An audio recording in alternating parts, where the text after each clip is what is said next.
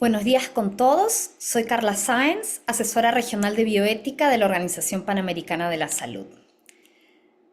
Antes de dar inicio a la sesión, quiero dejarles saber que tendremos traducción, lo voy a decir en inglés porque los participantes el día de hoy van a hablar español. Hello everybody, I'm Carla Sáenz.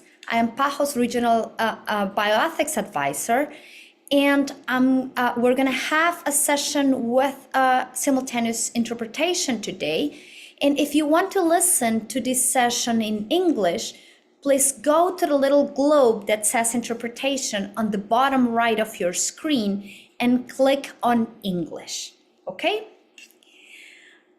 Bienvenidos nuevamente. Esta es una nueva sesión de nuestra serie de seminarios virtuales sobre temas relacionados con los ensayos clínicos. Esta serie es un esfuerzo colectivo del Programa Regional de Bioética, que hace parte de la Unidad de Ciencia y Conocimiento para el Impacto del Departamento de Evidencia e Inteligencia para la Acción en Salud de la OPS, y de nuestra Unidad de Calidad y Regulación de Medicamentos y Tecnologías Sanitarias, que hace parte del Departamento de Innovación, Acceso a Medicamentos y Tecnologías Sanitarias de la OPS. El tema para esta sesión es la nueva Guía de Buenas Prácticas Clínicas, E6R3, de la Conferencia Internacional de Armonización. Quiero hacer algunas aclaraciones sobre nuestra sesión antes de presentar a nuestra primera expositora. No vamos a emitir un certificado de asistencia ni un certificado de participación a quienes estén el día de hoy escuchando este webinario. Sin embargo, vamos a compartir la grabación de la sesión por medio de nuestra lista ética de la investigación. Y vamos a poner en breve el enlace para suscribirse a la lista para aquellos que no estuvieran suscritos ya. ¿Okay? Además, ustedes pueden ver la grabación de esta sesión y la grabación de sesiones previas de este seminario enfocado en ensayos clínicos tanto en el sitio del Programa Regional de Bioética de la OPS como en el portal de ensayos clínicos de las Américas de la OPS. Y voy a compartir en breve el enlace en el portal, el enlace al portal, perdón. Cualquier comentario para presentarse o compartir bibliografía, pueden usar el chat. Sin embargo, para facilitar las preguntas durante la sesión, les agradecemos que usen la funcionalidad de preguntas y respuestas. Pueden iniciar enviando sus preguntas desde el inicio, desde la primera presentación, pero solamente las abordaremos al final de las 3 presentaciones del día de hoy. Entonces, sin más preámbulo, quiero invitar a la doctora Patricia Saidón, a quien ustedes creo que conocen ya. Ella es médica neuróloga y ha sido en el pasado jefa de ensayos clínicos de ANMAT, de la Agencia Regulatoria de Argentina, y coordinadora del Grupo de Buenas Prácticas Clínicas de la Red Regional de Autoridades Regulatorias. Actualmente es consultora internacional de la Unidad de Calidad de Regulación de Medicamentos y Tecnologías Sanitarias de la OPS. Adelante, Patricia. Es un gusto tenerte con nosotros el día de hoy. Gracias, Carla. Es un gusto compartir con ustedes esta exposición y bueno, con Laura Traversi de ANMAT y con Nicolás Gutiérrez de Chile, poder dar un enfoque de estas nuevas guías de buenas prácticas clínicas. Voy a compartir mi presentación.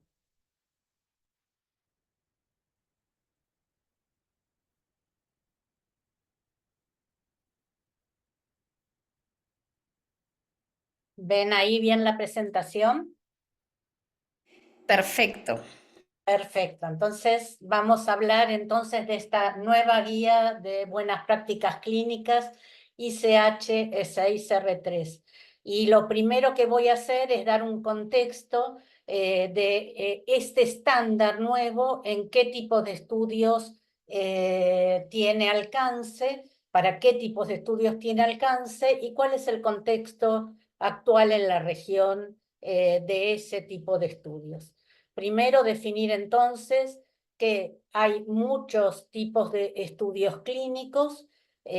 La Organización Mundial de la Salud define la investigación en salud como cualquier actividad de las ciencias de la salud que involucre la recolección sistemática de datos con la intención de generar un nuevo conocimiento, y esto engloba entonces a estudios de observación y también a estudios de intervención u otro tipo de interacciones, ya sea de manera directa o a través de la alteración del ambiente o de la recolección y uso de material biológico o de datos personales o de otros registros. Dentro del conjunto de estos estudios, el ensayo clínico es una parte de estos estudios y son estudios de investigación que asignan prospectivamente participantes humanos o grupos humanos a una o más intervenciones relacionadas con la salud. Es decir, ensayo clínico es intervención y es para evaluar los efectos sobre el resultado de salud. Pero esto no siempre es con medicamentos, puede ser, por ejemplo, con técnicas quirúrgicas, con muchas otras intervenciones, es decir, hay muchos tipos de ensayos clínicos en muchas situaciones diferentes. Para todos los estudios clínicos, para la investigación en salud en general, la Organización Mundial de la Salud ha emitido recientemente esta guía para buenas prácticas en los ensayos clínicos, pero es para el conjunto de los ensayos clínicos, que busca el fortalecimiento de los ensayos clínicos para proporcionar evidencia de alta calidad cuando hay intervención sobre salud, los aspectos metodológicos, los aspectos de cómo se conducen, etc. Pero esto es para el conjunto, entonces, de los ensayos clínicos. Vamos un poco al contexto en que se hace investigación en nuestra región, América Latina. Ustedes ven ahí los ensayos clínicos registrados en la plataforma internacional de ensayos clínicos de la Organización Mundial de la Salud, y ahí ven entonces desde 1999 hasta la fecha cuáles son los países que más han registrado estudios clínicos. Ahí ven los 10 primeros, la lista es larga, y en el segundo gráfico, lo que ustedes pueden ver ahí, cuál es la proporción de los ensayos clínicos registrados en los diferentes países de nuestra región.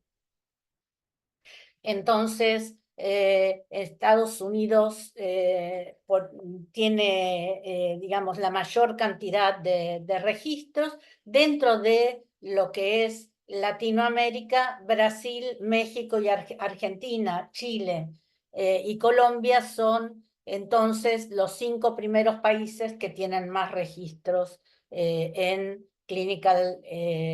la plataforma de ISTRP. Ahora hay un subconjunto de los ensayos clínicos que son ensayos clínicos con productos sanitarios, pero que van a dar lugar a un registro. Este es el ámbito de aplicación y alcance de las agencias regulatorias nacionales, es decir, ensayos clínicos que son con productos sanitarios, pero que tienen la intención final de o producir un registro sanitario o de modificar un registro sanitario ya existente. Entonces, el objetivo de estos ensayos clínicos con fines registrales es obtener datos que avalen el perfil beneficio-riesgo que sea positivo en una determinada tecnología para poder entonces proceder a la autorización de esa tecnología.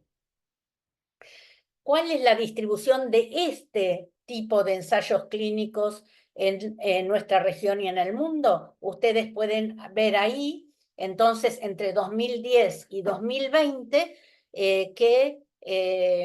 ahí yo separé, por un lado, la región del norte de América, después viene Asia, después viene Europa, después Japón, Oceanía, y en verde, oscurito, ahí abajo ven América Latina y posteriormente África. Es decir, actualmente América Latina realiza entre todos los países alrededor del 4%, entre el 4 a veces el 5% de la investigación con con este tipo de ensayos clínicos a nivel internacional. Y acá ven entonces la distribución por países y pueden ver ahí que los países que más ensayos de este tipo tienen son Brasil, Argentina, México y Chile. Y el numerito que está al lado es el número que ese país ocupa a nivel internacional. También ustedes pueden ver si la variación 2010-2020 es hacia arriba o hacia abajo. Es decir, si está aumentando su grado de participación o está disminuyendo su grado de participación o simplemente no la ha variado en ese periodo de tiempo 2010-2020.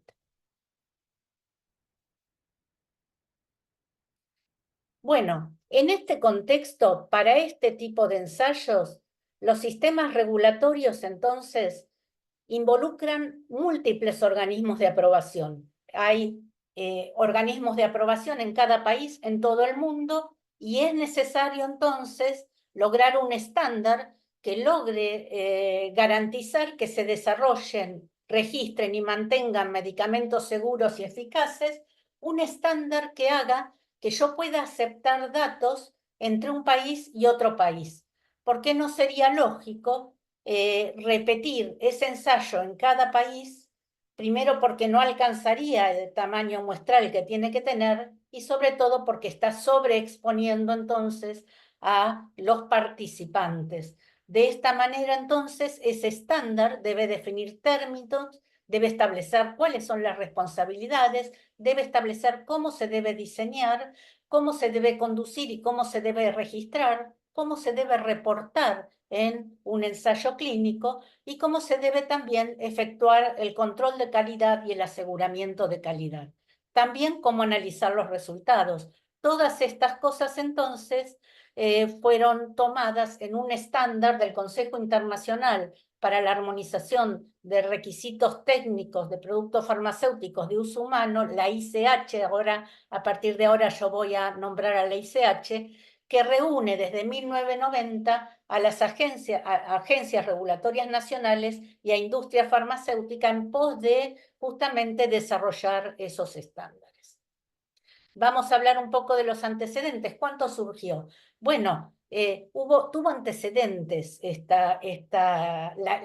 ICH en su formación. En la década del 80, la Comunidad Europea se movió hacia el desarrollo de un mercado único para productos farmacéuticos.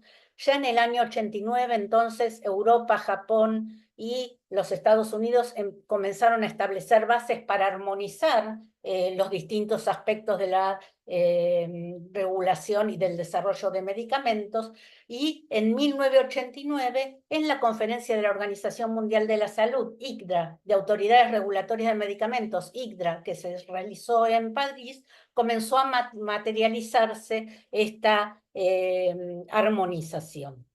Desde 1990 ha evolucionado constantemente la ICH. La primera década lo que vio es un progreso significativo en el desarrollo de guías sobre temas de seguridad, de calidad, de eficacia y unos llamados multidisciplinarios que incluyeron el diccionario de términos para la regulación MEDRA y el documento técnico común para las ARNs. En la segunda década, los esfuerzos fueron virando hacia la implementación de esos documentos y comenzó la difusión hacia regiones no ICH y posteriormente la armonización en este último periodo se extiende más allá de las regiones fundadoras de ICH para aumentar justamente el alcance internacional que pudieran tener estas regiones. Y ustedes ven aquí justamente que estos son los actuales miembros de ICH, hacia la izquierda ven los miembros fundadores y los miembros regulatorios, y hacia la derecha ven los observadores, y entonces podemos decir que actualmente Anvisa de Brasil, ANMAT de Argentina y COFEPRIS de México forman parte de los miembros regulatorios, y que SECMED de Cuba, DIGEMID de Perú, INVIMA de Colombia, están actualmente como miembros observadores. También la Organización Mundial de la Salud y iniciativas de armonización son miembros observadores, entre ellos la Red Panamericana para la Armonización de la Reglamentación Farmacéutica de nuestra región. Este Consejo Internacional para la Armonización de los Requisitos Técnicos de Productos Farmacéuticos estableció 77 guías para las distintas etapas, guías que son de calidad, 26, guías que son sobre la seguridad, que son 16, guías que son de eficacia, que son 23, y multidisciplinarias, 12. También estableció normas electrónicas para la transferencia de la información regulatoria en el CTD y el ICTD, y también la terminología médica estandarizada, el MEDRA.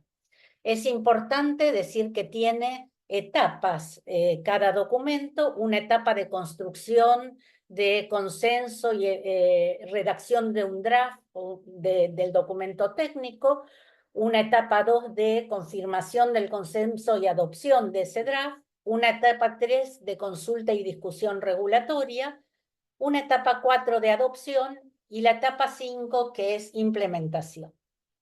Entonces hay muchos que tienen que ver y que ustedes tienen que conocer para lo que es la evaluación de los ensayos clínicos.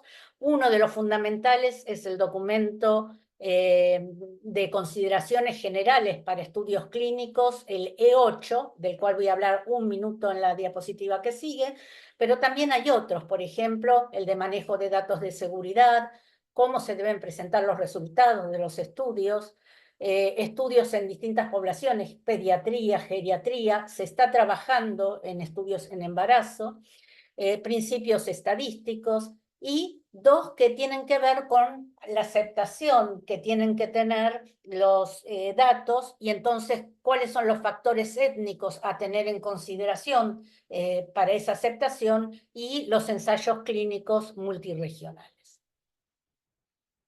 Entonces, estas guías de buenas prácticas clínicas, bueno, nos permiten disponer de datos multirregionales, evitar entonces la repetición, no hacer estudios individuales por país, sino determinar un estándar común de aceptación de datos internacional. Y ya dijimos, son datos para el diseño, para la dirección, para la realización, para el monitoreo y la auditoría, para el registro, el análisis y el informe de todos los ensayos clínicos con fines de registro.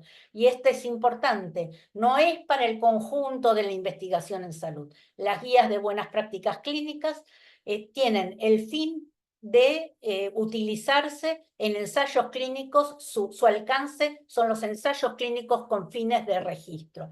pudieran ser utilizadas en algún otro ensayo clínico, pero su fin último son los ensayos clínicos con fines de registro.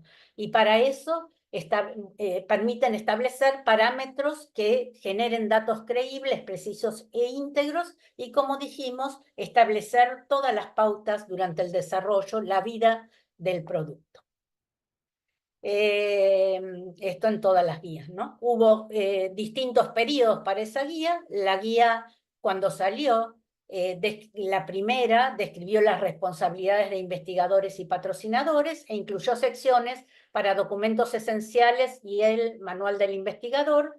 Posteriormente se actualizó en la R2, en la segunda que salió en 2016, los estándares para registros electrónicos, pero esta, de la que vamos a hablar hoy, trae un nuevo principio fundamental de calidad, que es la calidad por diseño, y utiliza enfoque proporcional y basado en los riesgos.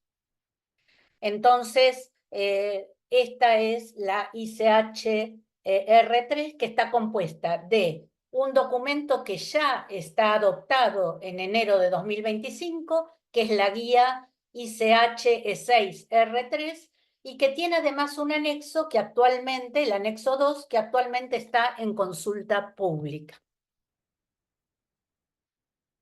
Algunos cambios generales, después vamos a ir a los específicos. Tiene una nueva estructura con mayor definición de alcance, porque vamos a ver que ese anexo 2 intenta incorporar nuevos diseños innovativos con respecto que puedan ser utilizados durante el desarrollo, por ejemplo, de los que vamos a hablar después, los datos del mundo real, los estudios pragmáticos y otros, y los vamos a ver después. Dijimos, lo fundamental es que establece este aspecto de calidad por diseño y enfoque siempre basado en los riesgos, e incorpora las nuevas tecnologías dentro de la guía, y también tiene muchos ítems con respecto a la transparencia mediante el registro y la publicación de resultados y otros que vamos a ver posteriormente. El contenido de esta guía, entonces, es este que ven acá. Tiene una introducción, una parte de principios, se han agregado principios, se han revisado algunos otros principios y se han ampliado, y un anexo 1 que habla de las responsabilidades del Comité de Ética de Investigación, del investigador, del patrocinador, pero además incorpora digamos, un capítulo sobre gobernanza de datos, es decir, una guía de las responsabilidades de los investigadores y los patrocinadores en la gobernanza general de los datos, y tiene apéndices, el del folleto del investigador, el protocolo de ensayos clínicos y los registros esenciales para la realización del ensayo clínico antes, durante y después, y un glosario. ¿Qué cambios hay significativos? Hay cambios en los principios, hay cambios en las responsabilidades del investigador y patrocinador, en la gobernanza de datos, esto es un capítulo nuevo, en los registros esenciales y en el glosario, y tiene además algunos cambios en el protocolo y enmiendas en el anexo del manual del investigador y de los comités de ética. Hay nuevos principios. Hay el principio 7, bueno, habla de la proporcionalidad, de que el enfoque de la seguridad del participante y la fiabilidad de los resultados tiene que estar basada en el riesgo del estudio, es decir, tiene que haber una proporcionalidad de acuerdo a el riesgo del estudio en particular. Y el principio 10 aclara en las responsabilidades la transferencia de actividades por parte del patrocinador y la delegación por parte del investigador, y siempre vuelve a subrayar enfáticamente la responsabilidad final de estos y los acuerdos necesarios para esa delegación de funciones, nunca de responsabilidades. Y finalmente habla sobre aspectos de una supervisión adecuada. los principios revisados en los principios éticos, bueno, aparece, digamos, la necesidad de asegurar que no se excluye innecesariamente a poblaciones particulares de participantes. Esto es muy importante y bueno, va en contexto también de que se deben desarrollar para esto distintos documentos. Algunos ya está como el de pediatría, pero el de embarazo, por ejemplo, es una guía que está en desarrollo. En consentimiento informado, el principio comienza a establecer mucho más el consentimiento con la visión de lo que es un proceso de consentimiento informado, o sea, remarca, enfatiza el proceso. En la revisión del Comité de Ética, bueno, establece que la revisión periódica debe ser según los requisitos regulatorios aplicables y también habla de la revisión para el patrocinador periódica del conocimiento científico y los enfoques para poder el patrocinador determinar si se necesitan modificaciones en el ensayo clínico. Finalmente, dice, bueno, no hay que ser, es una guía crítica, no es una guía rígida. Entonces, en relación a los individuos calificados, dice, se pueden necesitar individuos con muy diferentes expertise en diferentes etapas del ensayo clínico de acuerdo a cómo sea el riesgo y cuáles sean las actividades del ensayo clínico. Con respecto a principios de calidad, entonces habla permanentemente en este principio del enfoque sistemático en el desarrollo desde el inicio de la calidad. La calidad no es para un momento particular. Desde el inicio del desarrollo tiene que haber proactivamente establecimiento de parámetros de calidad y establecimiento también de cuál es el riesgo, cuáles son los riesgos, los procesos críticos donde nos tenemos que centrar. También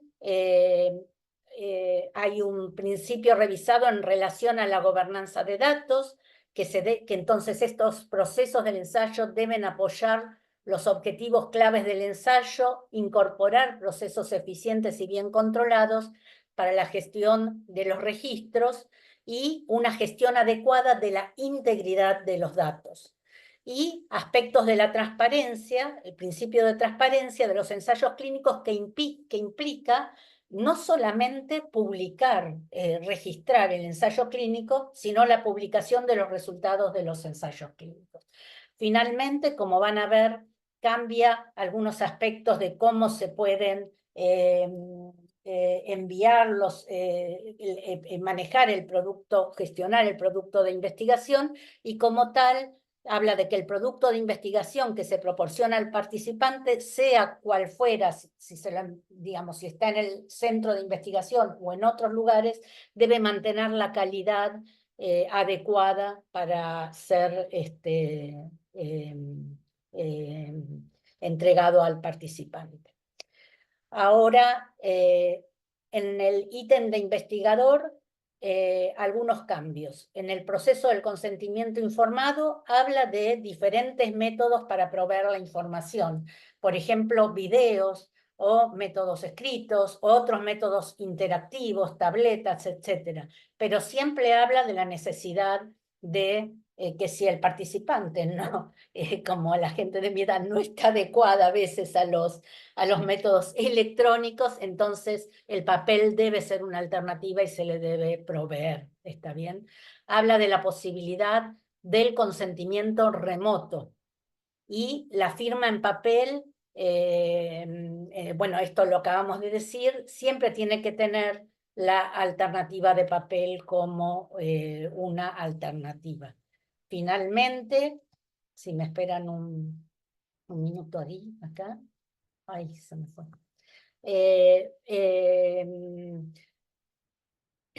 Habla del asentimiento informado, ¿está bien? Y de las condiciones del asentimiento informado. Bueno, también algunos puntos importantes. La nueva información que hay en una enmienda al formulario de consentimiento informado se debe considerar siempre, por ejemplo, dependiendo de la etapa del ensayo, si es relevante para cambiar el consentimiento informado. Y también habla de que esta nueva información, si se cambia el consentimiento informado porque es relevante, es una información no administrativa, una información relevante, entonces debe estar claramente identificada, porque a veces se pierde esa nueva información en consentimientos de 16, 17 páginas, y entonces el participante no identifica cuál es esta nueva información dentro de los materiales que explican sobre el estudio. En relación a las responsabilidades, se aclararon las expectativas entre el patrocinador y el investigador de acuerdo a cómo deben manejar los proveedores de servicio, los acuerdos, la responsabilidad final del patrocinador y el investigador con respecto a ellos, la supervisión del investigador sobre las actividades delegadas no solamente en su equipo, sino en estos proveedores de servicios si él los contrata, y del patrocinador asimismo para estos proveedores de servicio. Y también se aclararon cuáles son los requisitos de documentación de la delegación de funciones. Con respecto a la gestión del producto de investigación, un punto en el punto 2.10.8 de la guía establece que ese producto puede ser enviado a la ubicación donde esté el participante o dispensado en una ubicación más cercana del participante, por ejemplo, una farmacia local si fuera un producto aprobado, o un centro de salud local, pero sea como fuere, el producto en investigación tiene que siempre mantener la calidad del producto de investigación, y para esto entonces deberá el patrocinador y el investigador tener las guías necesarias para mantener esta calidad. Con respecto al patrocinador, algunos cambios importantes. Lo primero, que debe implementar calidad por diseño desde el inicio del ensayo clínico. Esto es, ¿qué es calidad por diseño? Es un enfoque sistemático que dice, bueno, desde el inicio, ya desde la fabricación, desde el diseño del ensayo clínico, desde la conducción del ensayo clínico, todas las etapas, proactivamente se debe establecer los parámetros de calidad para no ir a cuando surge el problema. Proactivamente establecer, y con un enfoque crítico, es siempre decir cuáles son las etapas críticas en las que más debe fijarse para poder hacer este enfoque. Por otra parte, se habla de considerar los aportes de las partes interesadas, los profesionales de salud, las asociaciones de pacientes, ¿está bien?, en los diseños, y evitar cargas innecesarias a los participantes y a los investigadores con tareas hipercomplicadas que a veces no ayudan al buen desarrollo del estudio. Finalmente, en este sentido, vamos a ver acá que se aclaran procesos de lo que es el control de calidad y el aseguramiento de calidad. Particularmente se aclaran procesos del monitoreo centralizado, en qué momentos se puede hacer, cómo se debe hacer, qué condiciones debe tener, y que la estrategia de monitoreo debe considerar el propósito del ensayo, el diseño, el segmento, el perfil de seguridad y los puntos finales, pero siempre con un enfoque basado en los riesgos. Entonces, enfatiza este concepto de manejo del riesgo, cómo identificarlo, la evaluación, el control, las medidas para el control de ese riesgo, a quién, cómo se debe comunicar. Se debe revisar permanentemente esto y cómo se debe reportar. Finalmente, esta guía establece requisitos para los sistemas computarizados para gestión de datos, que deben ser adecuados para su propósito y a lo largo de todo el ciclo de vida de los datos, ¿no? Y también requisitos relacionados con la finalización del conjunto de datos y con la programación y estadística y análisis de los datos. Hay anexos, y en esos anexos hay algunos cambios. En los registros esenciales, por ejemplo, se proporcionó una orientación de lo que hace que un registro sea esencial y cómo se debe manejar los registros esenciales.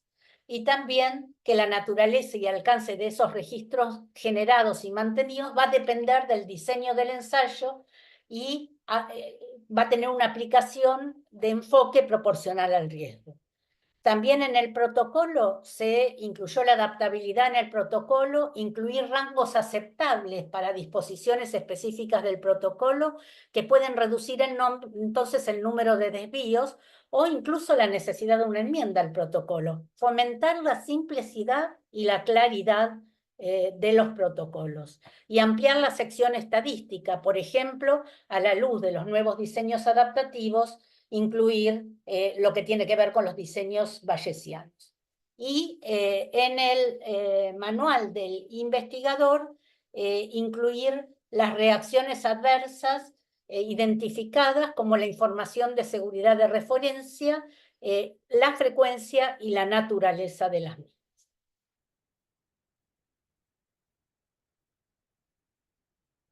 En el glosario, nuevos términos.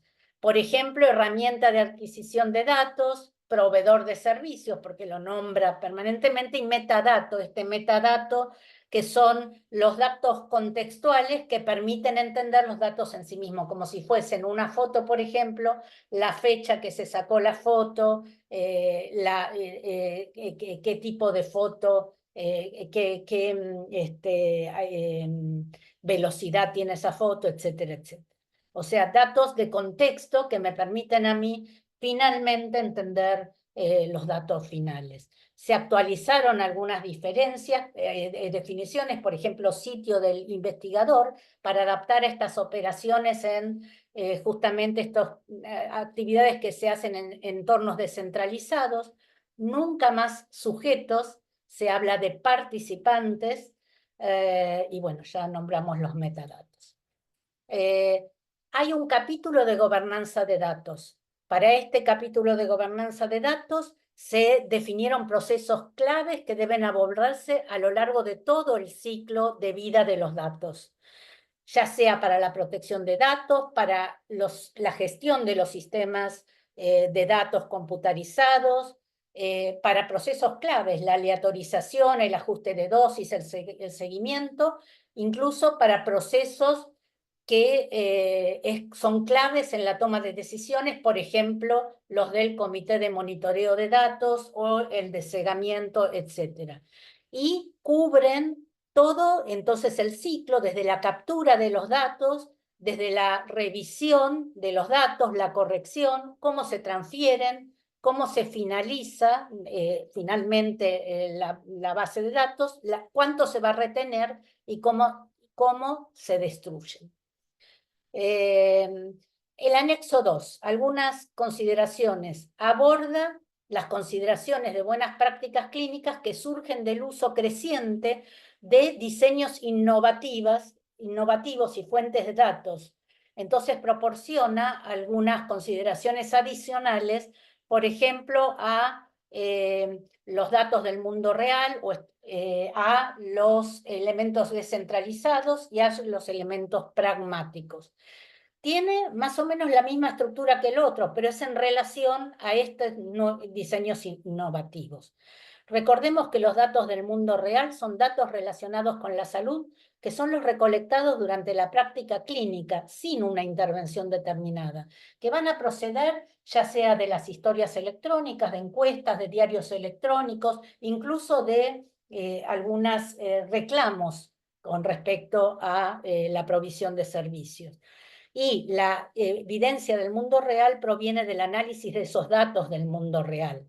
Por definición, entonces, provienen en general, de datos ya comercializados. Sin embargo, es importante señalar que incluso en productos de investigación puede haber algunos datos del mundo real, por ejemplo, en el marco de programas de uso compasivo para completar datos. Los datos del mundo real se usaron mucho, sobre todo en temas de seguridad.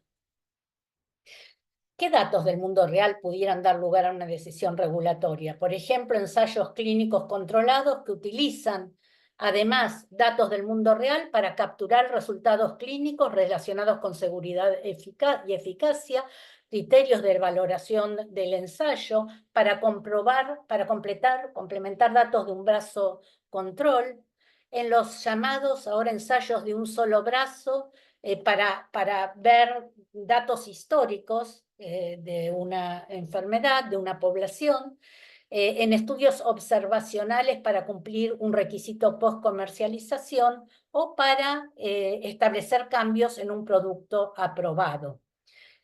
Los elementos descentralizados son aquellas actividades que están relacionadas con el ensayo que se realizan fuera de la ubicación o del sitio del investigador, ya sea en el hogar del participante, en un centro de salud local, en unidades médicas móviles, o bien que esos datos se adquieren, pero se realizan en forma remota, utilizando tecnologías de salud.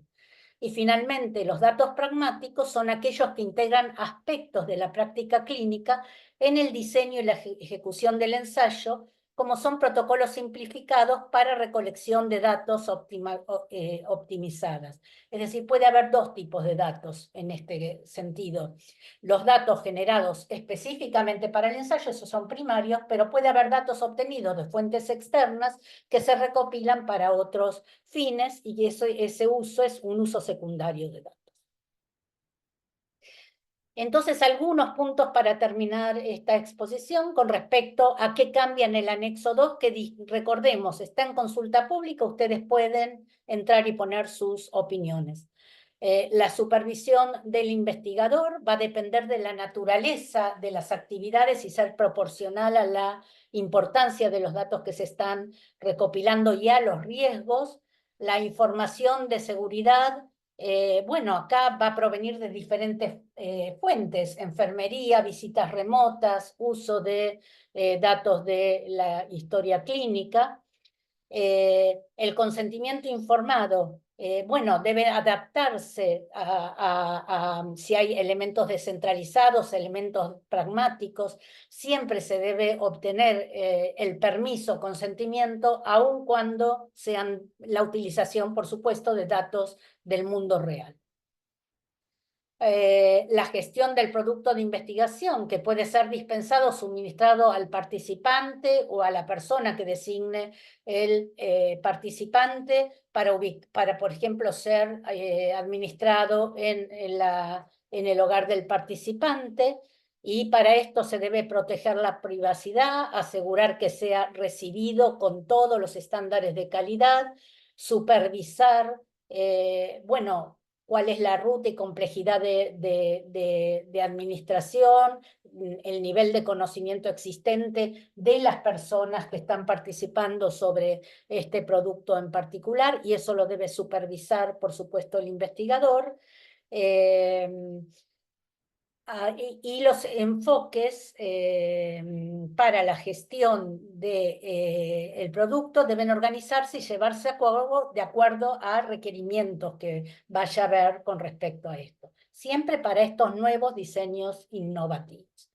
Y con respecto al patrocinador, para estos nuevos diseños innovativos, bueno, debe considerarse, el patrocinador debe considerar la posibilidad de que va a recibir datos de con diferentes terminologías y o estándares provenientes de una variedad enorme de fuentes, y entonces, bueno, ¿cómo va a trabajar la falta de estandarización en el momento de recolección de esos datos y procedimientos? ¿Cómo va a trabajar la faltante de datos en las visitas clínicas, que son bastante difíciles de capturar, y la calidad general de esos datos y las herramientas? Y debe establecer mecanismos para que esos datos continúen con la precisión, integridad y trazabilidad que es necesario para un ensayo clínico. También hay un tema que hay que considerar, que estos datos utilizados en el ensayo, como parte del ensayo, pueden ser propiedad o estar controladas por entidades distintas al patrocinador. Y entonces deberá tener acuerdos con esas entidades que permitan a las autoridades regulatorias acceder a esas fuentes de datos o registros. Finalmente, algunos aspectos que considera al Comité de Ética, el patrocinador, proporcionar la información necesaria para la evaluación adecuada de estos nuevos enfoques operativos en estos diseños innovativos y obtener siempre, como dijimos, el permiso para la utilización de esos datos del mundo real. Con respecto a la gestión del producto de investigación, entonces, gestionar el producto de manera de que si hay una utilización remota en otros lados, entonces, cómo va a manejar cómo va a ser el almacenamiento, la preparación, la ruta de administración, la población, el conocimiento de las personas sobre el perfil de seguridad, la necesidad de observación clínica, implementar y asistir a los investigadores, implementar sistemas y asistir para establecer cómo van a ser los procesos para asegurar que el producto fue entregado a los participantes con la calidad suficiente y administrado adecuadamente. Finalmente, en estos estudios pragmáticos o descentralizados, trabajar sobre la captura adecuada de los reportes de seguridad, sobre el enfoque para la gestión de la seguridad, incluidas las acciones de mitigación para salvaguardar la seguridad de los sujetos. En conclusión, la ICH 6R3 y el anexo 2 incorporan numerosísimos aportes en relación a las buenas prácticas clínicas. Yo voy a subrayar 4, pero ya ven ustedes la cantidad que son. Incorpora el concepto de calidad bajo diseño que ya lo había incorporado la ICH E8, que fue la primera que lo incorporó. Incorpora la proporcionalidad y los enfoques basados en el riesgo, con especial atención a factores críticos de la calidad del ensayo. Incorpora el aprendizaje de los diseños innovadores en los ensayos clínicos y las lecciones aprendidas en emergencias, y fomenta la transparencia, es decir, el registro de los ensayos clínicos, pero también la notificación de los resultados, la no exclusión de poblaciones específicas y el proceso de consentimiento informado. Bueno, muchas gracias por su atención.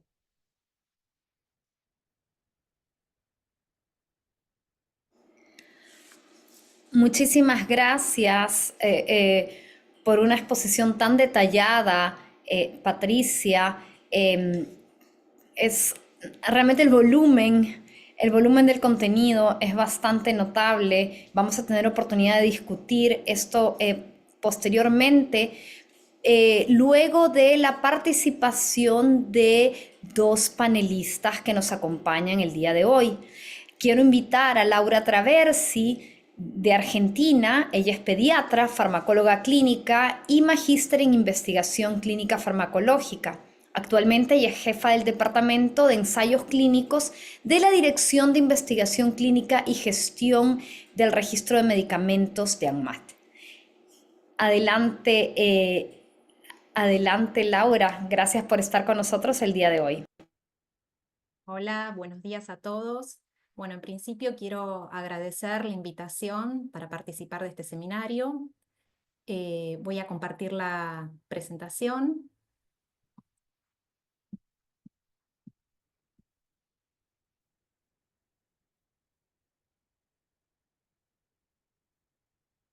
¿Se puede ver ahí? ¿La pueden ver? Perfecto, gracias, Laura. Bueno, perfecto. Bueno, voy a presentar cómo va a ser o cómo tenemos pensada la implementación de la guía ICH 6R3 de buenas prácticas clínicas en Argentina por parte de nuestra agencia regulatoria. Nosotros visualizamos y analizamos la transición para la implementación de esta guía en constante interacción con los diferentes actores de la investigación clínica, ya que vemos que esta retroalimentación optimiza y hace, digamos, supera, digamos, lo que es la ciencia regulada. Y la visualizamos en distintas etapas que las voy a mencionar a continuación: un análisis de la brecha, de las normas y los procesos que tenemos en Argentina con respecto a lo que viene a implementar a modificar esta guía, esta nueva versión de ICH.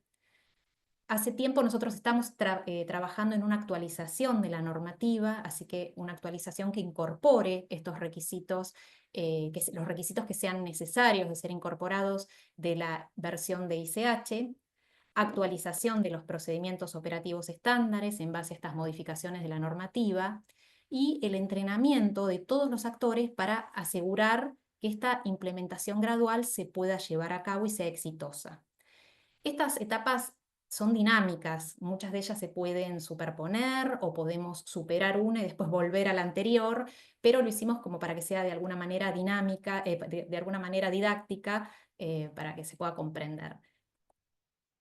Con respecto a la normativa, la Argentina, actualmente en la Argentina la disposición 6677 está vigente desde el año 2010 y esta es nuestra norma base, que se alinea con guías internacionales sin perder el marco específico local de nuestro país. Argentina es miembro de ICH desde junio del 2024 y fue con esta normativa que nosotros pudimos alinearnos y formar parte y ser miembros de ICH. Es decir, esta norma está alineada a la versión anterior de las guías ICH. De la norma actual, nosotros lo que observamos como una brecha principalmente corresponden a 3 puntos fundamentales.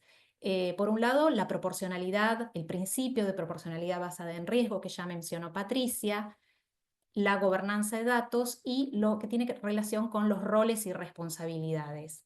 Este último punto no los vamos a detallar específicamente en esta presentación, dado que ya se toca o lo voy a ir tocando a medida que vaya presentando los 2 primeros puntos. Respecto a la proporcionalidad basada en riesgo, nos parece importante definir, operativizar y aplicar este enfoque en la actualización de la normativa que nosotros hagamos para todos los procesos, desde la evaluación hasta la fiscalización. Es decir, tener una gestión basada en riesgo desde que se inicia la solicitud de autorización de los estudios. En esto se puede aplicar una diferenciación en cuanto a la evaluación basada en riesgo, aplicarla también a la vigilancia con solicitud de informes, entrevistas y aplicarla también en las inspecciones. Nosotros en la normativa actual tenemos, por ejemplo, criterios de riesgo establecidos, por ejemplo, para la selección de inspecciones y llevar adelante las inspecciones, pero nos parece importante ya aplicarlo de manera sistemática como dije antes, en todos los procesos, desde el principio hasta que finalice el ensayo clínico. Y esto, como dije anteriormente, con la participación y la interacción de todas las partes involucradas. Es decir, que esto sería para ANMAT y todos los actores en investigación. ¿Cuáles son los actores que nosotros definimos con los que queremos trabajar para la implementación de esta nueva guía? En principio, los participantes, los investigadores y centros o sitios de investigación, los comités de ética, los patrocinadores de los estudios. Incorporamos también un nuevo rol que son los expertos, que si bien desde ANMAT, desde el Departamento de Ensayos Clínicos, nosotros hacemos consultas a expertos internos, es decir, a otros servicios, otros departamentos que tienen de diferentes disciplinas, también nos parece importante incorporar la mirada de expertos externos e independientes en caso de ser necesario. Nosotros, la proporcionalidad basada en riesgo, nos parece importante definir e identificar cuáles son los riesgos, las señales de riesgo y cuáles van a ser las medidas que podemos aplicar para su mitigación. Y esto en todo el ecosistema de la investigación, desde los participantes, nos parece fundamental fomentar su participación informada y activa. Esto sería algo bidireccional, o sea, por un lado, recibir el insumo y el aporte de la población en estudio, de los participantes en investigación, Y por otro lado, también nosotros transmitir a la población la información como para que ellos puedan tomar decisiones, y esto también nos parece que es un criterio de riesgo, ¿no? Con respecto a los investigadores y a los centros, este criterio nos parece importante que se base en una gestión de calidad, que se aplique también, por supuesto, basada en riesgo. Tenemos que propiciar o considerar la generación de procedimientos operativos, o que se trabaje en los centros bajo procedimientos operativos. Nosotros actualmente tenemos una normativa de fase 1 para centros en donde se hacen estudios de fase 1, en donde se exige una serie de procedimientos operativos, entre ellos, por ejemplo, el manejo de la emergencia, y todo esto obviamente está basado en un criterio de riesgo, considerando, bueno, el objetivo de un estudio de fase 1 y los riesgos que puede llevar a traer un estudio de estas características. Pero bueno, esto también aplicarlo con otros criterios de riesgo. Luego también nos parece importante en los centros y con los investigadores trabajar con la disponibilidad de tiempo de los investigadores y su equipo. En Argentina, los médicos tienen mucha sobrecarga de tareas, no solamente en lo asistencial, que ellos, o sea, los médicos habitualmente son los que hacen todo lo que es el interrogatorio, la anamnesis, recibir al paciente, además de todas las tareas habituales que se hacen en el resto del mundo, sino también en lo que es investigación clínica. Por ejemplo, los médicos son quienes toman los consentimientos informados. En algunos países, por ejemplo, pueden tomarlo las enfermeras u otro personal de salud. En el caso nuestro, tienen que ser los médicos. Bueno, sobrecarga en lo que es la carga de datos, y si a eso se suma que el investigador trabaja en múltiples ensayos clínicos o incluye, es un alto reclutador, ese análisis se tiene que hacer. Digamos, qué tiempo dispone el investigador y su equipo para llevar adelante los ensayos clínicos, porque también entendemos que es un análisis basado en riesgo. Después también es importante considerar los recursos humanos que sean suficientes y adecuados, que estén entrenados, que tengan, o sea, analizar la experiencia en investigación. Hay distintos niveles de experiencia en investigación. Las características de la población que acude al centro. Muchos centros pueden ser centros de referencia y recibir poblaciones que están geográficamente dispersas. Argentina es un país bastante extenso, entonces eso hay que considerarlo, las distancias, si el paciente va a poder adherir al protocolo. Todas esas, eso, digamos, es un análisis que se tiene que hacer con los centros, o que tenemos que hacer con los investigadores y con los centros, como para poder llevar a cabo esta gestión basada en riesgo. También en Argentina tenemos diferentes niveles de infraestructura y de herramientas tecnológicas, y eso, por supuesto, hay que analizar que sean acorde a lo que propone cada ensayo clínico. Respecto a los comités de ética, también entendemos que tienen que hacer una gestión de calidad basada en riesgo, y analizar, en conjunto tendremos que analizar cuál es el impacto en sus normas y sus procedimientos de esta nueva versión de la guía. Respecto a los patrocinadores, la gestión también tiene que ser de calidad basada en riesgo, ya lo dice la guía ICH. Hay cuestiones que son globales y transversales, o desafíos, mejor dicho, que son globales y transversales en todos los países. En Argentina, digamos, hay que considerar algunas características propias, como por ejemplo, en los últimos años la investigación clínica farmacológica ha ido en aumento. Entonces han surgido nuevos monitores, nuevos patrocinadores, y esto, digamos, habla de por ahí la experiencia que tienen o el entrenamiento que tiene. Hay que analizar los recursos humanos con los que cuenta el patrocinador, como para que sean suficientes, entrenados, y que la experiencia sea adecuada al protocolo que se le asigna, por ejemplo, a cada monitor. También se tiene que valorar las características de los centros investigadores en cuanto al entrenamiento, a la experiencia, las distancias que ya mencioné anteriormente para distribuir, por ejemplo, los insumos, o en caso de tener que hacer un monitoreo presencial, tener en cuenta esta dispersión geográfica, digamos, de los distintos centros en investigación y de los pacientes. Los registros, tenemos diferentes sistemas de registro electrónico, en algunos casos más avanzados, en otros casos o sea, con diferentes niveles o estándares, y esto es importante también tenerlo en cuenta a la hora de analizar el riesgo. Y por supuesto siempre la población en estudio. Y también nos parece importante consensuar con expertos criterios de riesgo a través de comités de expertos aplicados a los diferentes desarrollos. Respecto al otro punto, que es la gobernanza de datos, nos parece importante también definir, operativizar y aplicar en la normativa el enfoque de gobernanza de datos también para todos los procesos. Tener una regulación que contemple todo el ciclo de vida del dato, con un manejo apropiado de los datos, establecer lineamientos específicos sobre la validación y trazabilidad de los registros electrónicos, seguridad y ciberseguridad, que son conceptos que quizás no están tan detallados en la normativa actual y que se impone, digamos, una mejora, una actualización en nuestra normativa.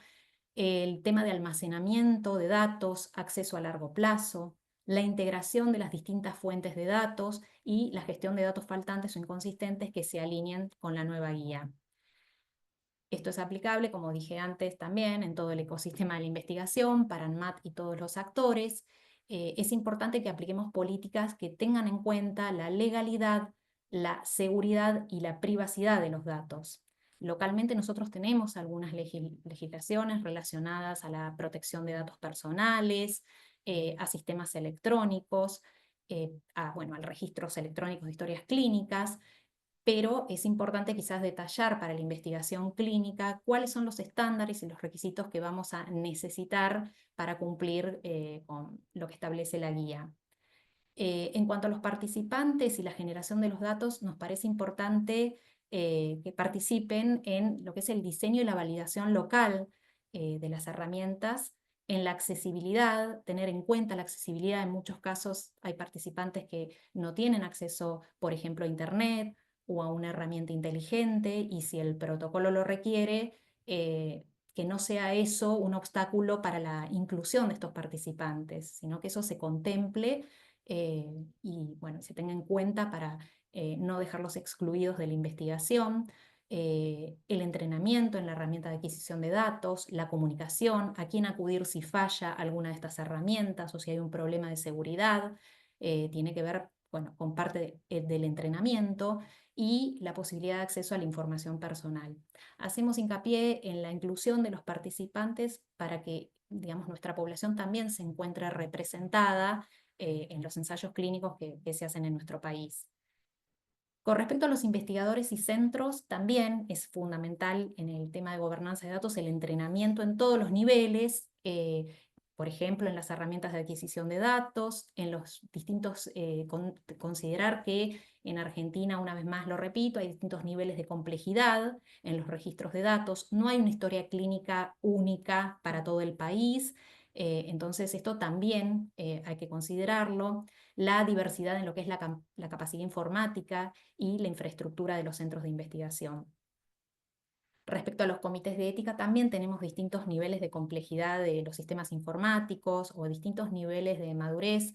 Hay comités que son más recientes o que se conformaron más recientemente y otros, bueno, que ya trabajan hace más años. Todos los comités de ética en Argentina son acreditados por las autoridades jurisdiccionales, pero bueno, como dije anteriormente, pueden tener distinto nivel de experiencia y esto, bueno, es importante, y de complejidad, y esto es importante tener en cuenta a la hora de considerar el riesgo. Y respecto a los recursos humanos, bueno, contar con gente que pueda llevar adelante una capacitación y entrenamiento. Respecto al patrocinador, es importante garantizar que todos los sistemas informáticos utilizados en los ensayos estén validados y cumplan con las expectativas regulatorias locales. Considerar el impacto que estos sistemas podrían tener en la precisión, en la confiabilidad, en la integridad, disponibilidad y autenticidad de los registros que se requieren, y evaluar también la posibilidad de interoperabilidad entre los datos que se generan acá localmente y lo que establece, bueno, lo que está establecido a nivel internacional. Respecto a los expertos, vamos a necesitar seguramente consensuar con expertos este punto para poder propiciar la adaptación local de la guía gradualmente. Bien, el estado actual en lo que nosotros pensamos como el proceso de implementación de estas guías, en principio el análisis de la brecha de las normas y de los procesos con respecto a a la versión actual de la guía ya está finalizado, ya hemos hecho este análisis.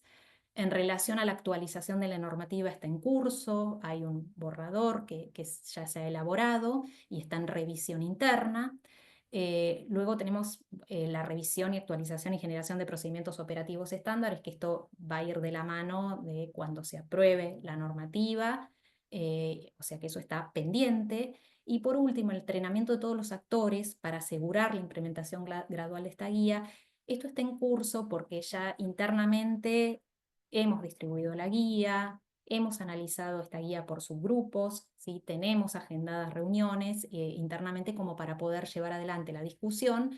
Luego, por supuesto, cuando se apruebe la modificatoria de la normativa, vamos a tener nuevamente que entrenar no solo a nivel interno, sino también a todo el ecosistema de la investigación clínica.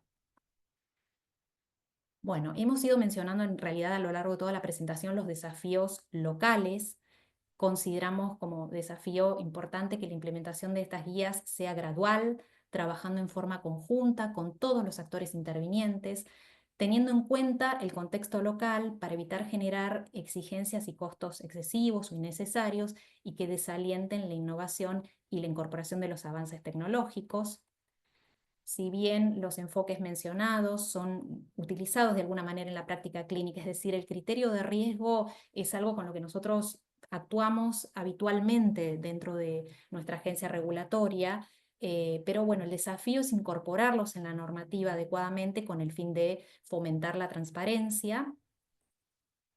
Y por último, como conclusión, el objetivo de esta implementación de la guía es facilitar las innovaciones en el diseño y la realización de los ensayos clínicos, garantizando la protección y seguridad de los participantes y la confiabilidad de los datos. Muchas gracias. Muchísimas gracias, Laura. Gracias también por terminar con ese mensaje que nos recuerda para qué hacemos investigación, para qué hacemos ensayos clínicos para comenzar. Quiero ahora presentar a Nicolás Gutiérrez de Chile. Nicolás es químico farmacéutico, tiene un diplomado en investigación clínica y un certificado de monitor de ensayos clínicos y actualmente es jefe de la sección de estudios clínicos que pertenece al subdepartamento de autorizaciones y registro de productos farmacéuticos nuevos y biológicos del Departamento Agencia Nacional de Medicamentos, ANAMED, que es parte del Instituto de Salud Pública de Chile. Nicolás, muchas gracias por estar con nosotros. Te doy la palabra. Muchas gracias, Carla. Perdón, y ¿Me antes escuchan, de cierto? que te escucho, y dado que Ya, eres chileno, voy a agregar, por favor, no lees muy rápido, porque los traductores tienen, a, a veces les cuesta con la velocidad traducir, ¿no? Gracias, Nicolás. perfecto. Trataremos de ir al contrario del chileno típico, que habla rápido. Bueno, muchas gracias nuevamente, Carla, Patricia, ¿cierto? Que me contactó también inicialmente, Saidón, también Sara, ¿cierto? De OPS, por esta invitación. Bien, entonces vamos a presentar.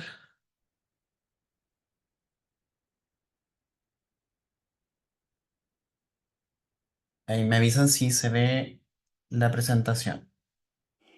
Se ve, solo falta que la pongas en modalidad presentación. Ahí está, perfecto. Gracias, Nicolás. Ya, se ve entonces pantalla completa. Bien. Bueno, entonces, en este seminario, ¿cierto? Virtual de OPS, vamos a hablar de los desafíos finalmente de las nuevas ICH E6R3. Primero, y esto voy a ir un poco más rápido, ¿cierto? Ya se ha mencionado bastante por parte de Patricia y Laura. Los antecedentes de estas versiones, ¿cierto? Que anteceden a la ICH E6R3. Primero, ¿cierto? El año 96, la E6, la primera versión, que describió las responsabilidades de investigadores, patrocinadores, expectativas de partes interesadas en la conducción de estudios clínicos, para todo lo que tiene que ver con monitorización, reporte, archivo de ensayos clínicos con productos farmacéuticos y también los documentos esenciales. ¿ya? Entre ellos también los folletos del investigador. La E6R2, esta versión ya del año 2016, y que introdujo algunos nuevos conceptos en general y, digamos, estándares actualizados de registros electrónicos. Y la versión actual, ya desde enero de este año, digamos, está basada en el principio fundacional de calidad por diseño o calidades del diseño, Quality by Design, como ya mencionaba Patricia. Esto también, esta nueva guía involucra un pensamiento crítico, digamos, desde el diseño de los protocolos de investigación. Utiliza también enfoques proporcionados, o sea, proporcionables y también basados en riesgo. Y también reconoce que la talla única no encaja para todo. Digamos, digamos, un único tipo de protocolo no encaja para los diferentes estudios clínicos. Bueno, en cuanto a, también mencionó que esta versión R3 está basada en gran parte en la guía ICH-E8, ya que son las consideraciones generales para estudios clínicos. Y como se indica acá, y lo tomé de la presentación oficial de ICH, es que se integra justamente el concepto de Quality by Design en el diseño y conducción de los estudios clínicos. Y esto se aplica en E6. Entonces, y que no debe leerse aisladamente. O sea, primero tiene que, ojalá, interiorizarse digamos, todas las partes interesadas en ICH E8 y luego llegar a la E6R3. Entonces, bueno, nosotros como ISP, Instituto de Salud Pública de Chile, a fines del año 2022, propusimos a la Unidad de Coordinación Regulatoria de ANAMED, que es el Departamento de Agencia Nacional de Medicamentos del ISP, incorporar el tema de traducción y adaptación de ICH E8, la versión R1, como grupo de trabajo. En marzo de 2023 se notificó la coordinación de este grupo 1 de la Agenda Regulatoria 2023, para la cual se realizaron 9 reuniones de este GAR 1, ¿cierto? Grupo de Agenda Regulatoria, entre abril y agosto de ese año. Participamos 6 miembros del departamento ANAMED, más la coordinadora regulatoria, para finalmente en diciembre del 2023 entregar un informe y el documento final para envío a dirección del ISP. Entonces, ¿en qué resultó esto? En justamente la resolución exenta número 0173 del 29 de enero de 2024, que aprueba la guía de consideraciones generales para estudios clínicos y que está basada justamente en la ICH, consideraciones generales para ensayos clínicos E8, digamos, de octubre del año 2021. Entonces, esta guía está compuesta por 7 puntos y un anexo. Y en resumen, ICH8 habla de justamente la calidad desde el diseño o calidad por diseño, que en investigación clínica se propone garantizar que la calidad de un estudio se impulsa de manera proactiva, diseñando la calidad en el protocolo y proceso del estudio. Entonces, el principal foco es en factores críticos para la calidad, para poder asegurar, garantizar, ¿cierto?, la protección de los derechos, seguridad y bienestar de los participantes, generación de resultados confiables y significativos. Y todo esto considerando la gestión de riesgos de estos factores usando un enfoque de riesgo proporcional. Entonces, como puntos principales están los elementos de diseño de los estudios y que deben considerarse desde los objetivos del estudio, que estén predefinidos y sean claros para abordar la pregunta o las preguntas científicas principales. También es relevante mencionar la selección de participantes apropiados que tengan la enfermedad, condición o perfil molecular genético que se está estudiando. También el uso de enfoques para minimizar el sesgo, como aleatorización, cegamiento o enmascaramiento, control de factores de confusión, etc. También que los criterios de valoración o los endpoints, como también se conocen, sean bien definidos, medibles, clínicamente significativos y relevantes para los pacientes. ¿Ya? O sea, no saco nada con establecer criterios de valoración difícilmente medibles. Digamos, la implementación debe ser práctica. Y por último, los criterios operativos como viabilidad del estudio, la selección de centros de investigación adecuados para esa patología, para ese producto de investigación, la calidad de instalaciones y procedimientos analíticos especializados y las pruebas y procesos que aseguren la integridad de los datos. Entonces, los aspectos clave de ICH 6R3 también ya se han indicado. Incorpora un lenguaje incluido para, o sea, hay un lenguaje, ¿cierto? Y está incluido para facilitar las innovaciones en el diseño de los ensayos clínicos, la tecnología y enfoques operativos. También sienta las bases para expectativas prácticas y viables, mediante la adopción de Quality by Design y enfoques proporcionales basados en el riesgo, para responsabilidades de patrocinador e investigador en un ecosistema de ensayos clínicos que está constantemente en evolución. También esta guía fomenta enfoques ajustados al propósito. Son enfoques basados en proporcionalidad y riesgo, y también hay una reflexión en el diseño y la realización. O sea, pensamiento crítico, como ya lo había indicado anteriormente.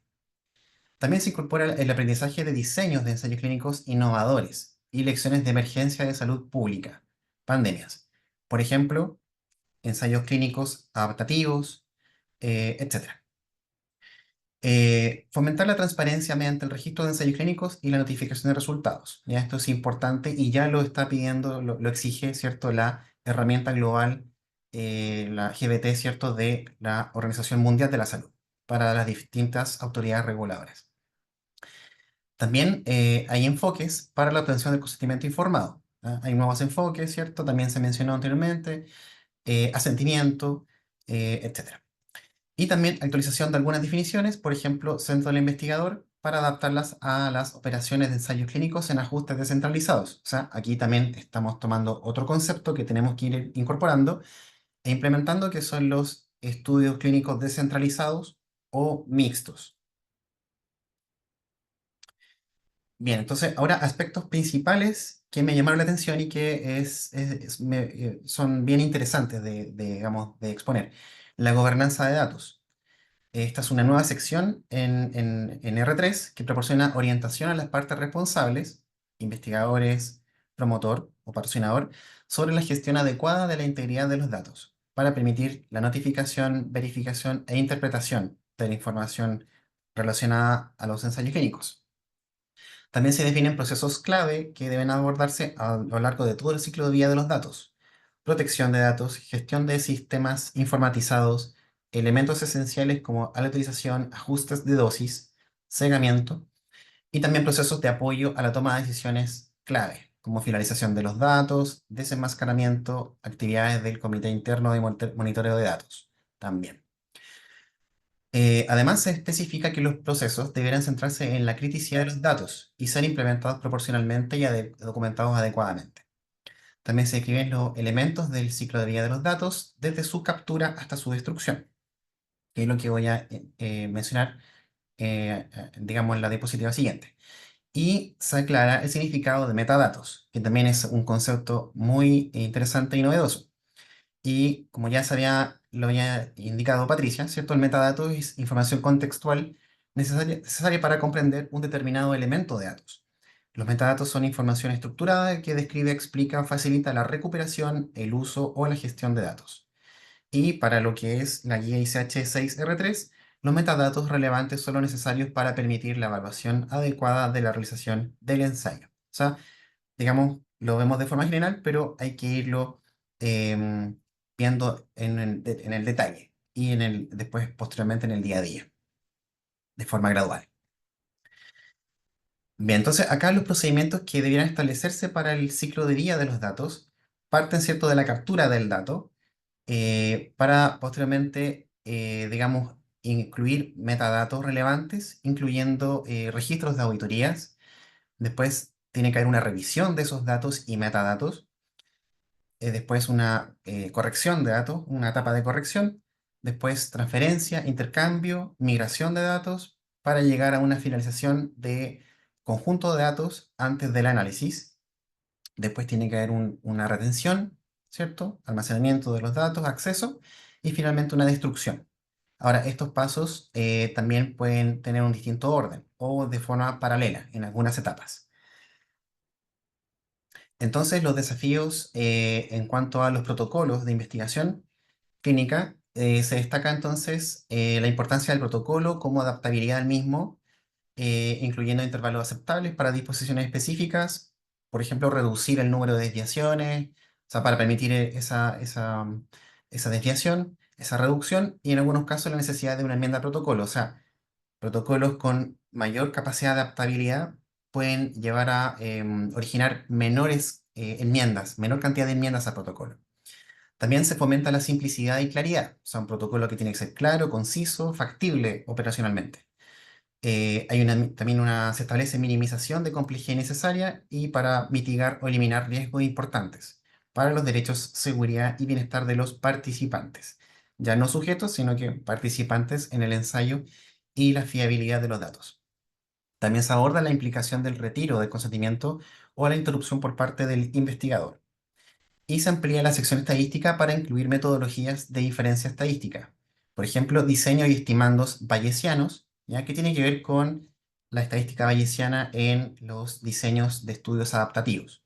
Esto quiere decir que, digamos, después de un cierto conjunto de datos o cierta cantidad de participantes, se hacen análisis para poder modificar tamaño de muestra, criterios de elegibilidad, etc. En cuanto a registros esenciales, hay una orientación en esta guía, ¿cierto? La R3, que hace que un registro sea esencial. Hay una simplificación.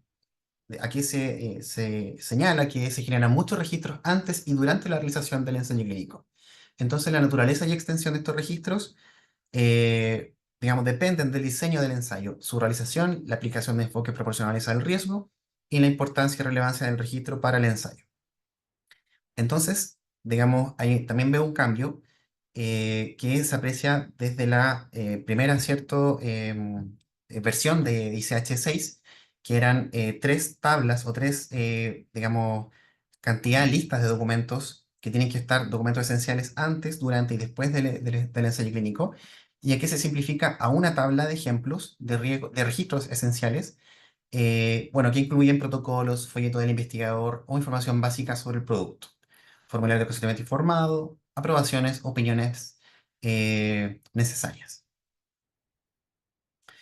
Entonces, ¿qué impacto hay en la inspección, fiscalización de los estudios clínicos acá en el país? Primero hay un impacto en la definición de los registros. Que esta versión, ¿cierto? ICH6R3 define los registros esenciales que deben facilitar la gestión del ensayo. Hay algunos cambios que son importantes. Estos registros esenciales pueden estar fuera de los repositorios de los, digamos, archivos del investigador o archivos maestros del centro de investigación. Y los patrocinadores e investigadores deben hacer un seguimiento de las ubicaciones de los registros y de los historiales de versiones. Entonces, todo esto en la inspección debe ser mencionado y debe estar, digamos, adecuadamente documentado. También hay un impacto, o se ve un impacto en la gestión de riesgos. Entonces, los patrocinadores deben garantizar que sus sistemas de gestión de calidad sean capaces de gestionar los riesgos críticos del ensayo. Y se deben considerar enfoques basados en el riesgo para garantizar también las buenas prácticas de manufactura en toda fase de investigación clínica. Y también hay un impacto, o se prevé, ¿cierto?, un impacto en el uso de tecnologías. Esta guía, ¿cierto?, en la versión R3, actualiza las directrices para el empleo de tecnologías de vanguardia en la gestión de ensayos clínicos, y que tenemos que ir avanzando a la par, y se brinda flexibilidad para facilitar el uso de innovaciones tecnológicas en ensayos clínicos. Entonces, en la inspección justamente de los sistemas electrónicos en estudios clínicos están estas herramientas de software que permiten recopilar, validar y almacenar datos, y tenemos que interiorizarnos, capacitarnos, entrenarnos todas las partes interesadas en estos distintos sistemas electrónicos. Por ejemplo, Electronic Data Capture, o sea, la captura electrónica de datos, EDC, se ve bastante también en las inspecciones de los estudios clínicos acá en Chile, que permitan recopilar datos de forma segura en tiempo real y que ofrecen funciones de validación inmediata. O también, por ejemplo, los ePRO o los Electronic Patient Reported Outcomes. Entonces, esto también permite que los pacientes introduzcan datos en un ensayo clínico usando un ordenador o tablet. Y cada vez, ¿cierto?, vemos mayor incorporación de estos dispositivos, pero en el caso de que no los dispongan los mismos participantes, en realidad es el patrocinador el encargado, el responsable de proveerlo. También los CRF electrónicos o Electronic Case Report Form que permiten recopilar datos clínicos y enviarlos directamente a una base de datos digital central. También el consentimiento electrónico, que es un desafío actualmente, y que permite a los pacientes comprender los objetivos del ensayo mientras otorgan su consentimiento. Y nosotros también, como ISP de Chile, estamos en transición para poder facilitar estos aspectos y el consentimiento electrónico entre ellos. Entonces, ¿cómo se implementaría ya para ir finalizando la ICH 6R3? Bueno, en Chile, ¿cierto? Actualmente disponemos de la resolución exenta número 460 del 30 de enero de 2015, que aprueba guía de buenas prácticas clínicas, que sería la versión inicial, elaborada por el departamento ANAMED del ISP. Y aquí, como ya se señala, es muy similar la estructura, pero ya que estaría siendo obsoleta, bueno, tiene los principales lineamientos, todo lo que tiene que ver con responsabilidades de los investigadores, patrocinadores, formatos esperables de protocolo, enmiendas a protocolo, manual del investigador o folleto del investigador, y los documentos esenciales, como ya indicaba, que estaban los documentos o el listado antes de iniciar la fase clínica del estudio, durante la conducción y después de terminar el estudio clínico. Entonces, la forma de implementar acá en Chile, digamos, nosotros la idea es proponer y emplear el mismo procedimiento que el utilizado para ICH E8, que sería un grupo de agenda regulatoria para el año ya 2026 para trabajar la traducción y adaptación de ICH E6R3. También esto conllevaría actualizar nuestra guía de inspección de estudios clínicos farmacológicos del ISP, que está autorizado, ¿cierto?, mediante la resolución exenta número 5174, ya del año 2016.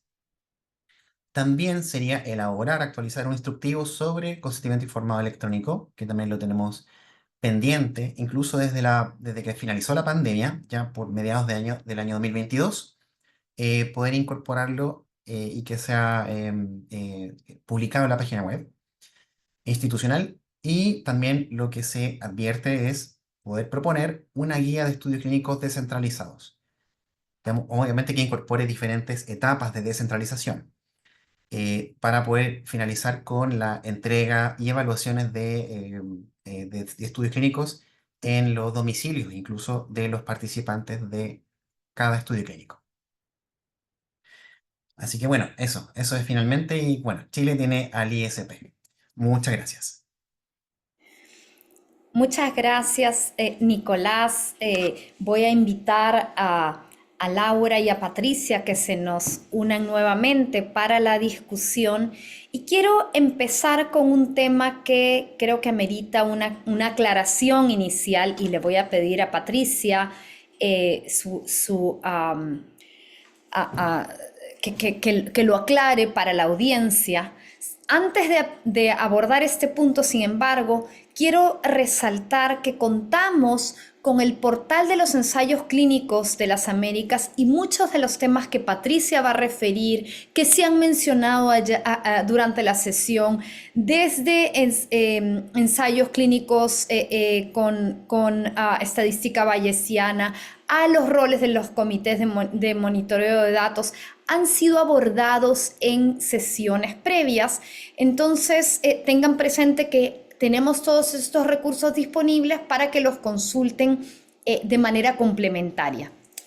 Ahora bien, Patricia, el punto central por el que quisiera empezar este diálogo es con una aclaración sobre cuáles son las tareas de la Agencia Regulatoria Nacional en lo que le compete a la fiscalización de ensayos clínicos, a diferencia de las tareas que le corresponden a un comité de ética de la investigación.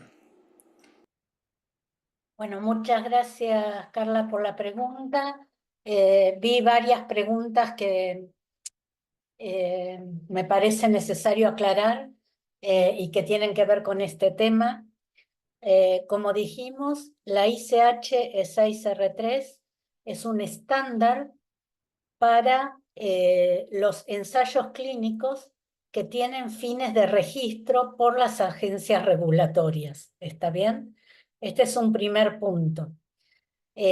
Porque el fin último de las agencias regulatorias en relación a los ensayos clínicos es evaluar que los ensayos clínicos le proveen información que dé lugar a poder evaluar el perfil beneficio-riesgo del producto, que esos datos que surgen son datos creíbles para tomar la decisión regulatoria.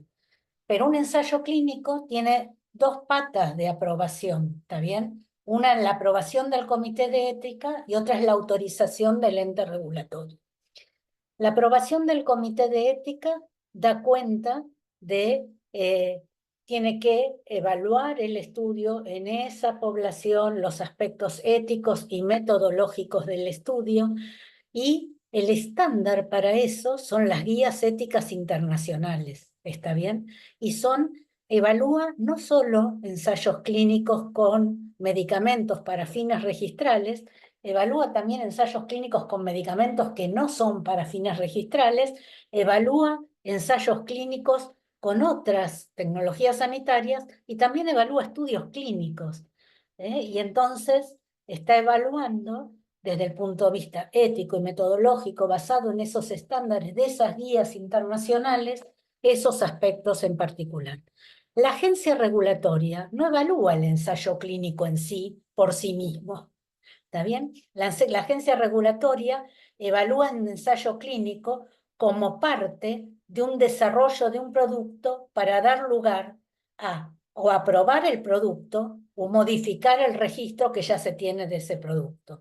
Es decir, el ensayo clínico es parte de un plan de desarrollo que interesa entonces desde la manufactura del producto hasta cuál es la evidencia clínica y de seguridad previamente a aprobar el producto y después para modificar lo que ya se ha aprobado, por ejemplo, una nueva indicación, una nueva forma farmacéutica, una nueva población que se estudia para una indicación en particular. Entonces son dos miradas diferentes. Llevar la ICH E6R3 y su anexo 2 al conjunto de los estudios es un error. Es lo que nos ha traído hasta acá, justamente por lo que se modifica, si ustedes lo leen al inicio del documento, la ICH 6R3, es porque hubo una sobreutilización de la ICH 6 para el conjunto de los estudios clínicos. Pero esto es un error, porque estos documentos están hechos por las agencias regulatorias y por la industria farmacéutica para establecer estándares para ese subconjunto pequeño de estudios clínicos que va a dar lugar a un registro sanitario.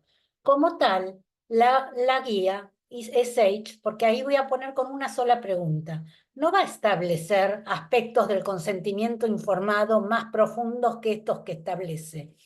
Va a establecer elementos, por ejemplo, del consentimiento que complementan lo que dicen las guías SIOMS para un ensayo clínico con fines registrales. ¿Está bien? Pero no va a establecer aspectos más profundos porque las guías son complementarias.